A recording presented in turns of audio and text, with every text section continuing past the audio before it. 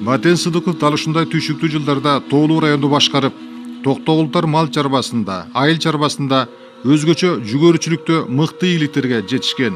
Алыскы аймактарга жол салынып, көптөгөн айылдар жаңы жайларга көчүрүлүп, райондун жаңы борбору шаар түбүндөгү поселок катары өсүп чыккан. Турак жайлардын жаңы долбоорлору алыскы Балтика республикаларынан алынып келинген.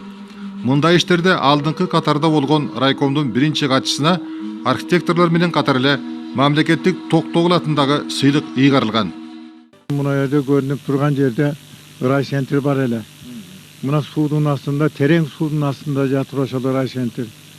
Жакшы тигилген бак дарагы, мөмөлүү жер жемиши, анан кийин эң кеминде бир 5000, то есть 2,5 гектар суулуу жер бар эле.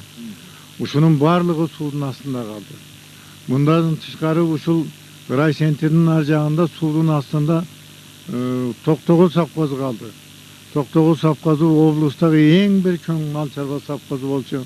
Ачык айтканда ошо салынган жайып байлардын баары жок, мектептер баары ошо суудун астында калып калды. Бер жагында Бөкөнбаев колхозу бар эле. Бөкөнбаев колхозу дагы облустагы алдыңкы катардагы колхоздордон эле. Мен Токтогулдун элине ушунчалык ыраазымын. Себеби 9 жыл иштеген мезгилдин ичинде бир жолу ушундай кыйынчылык көп ишке карабастан бир жолу тизе бүгүп, ишиң жаман деп туруп, бирөөдүн астына барып кечирим сурап отчет берген жокмун.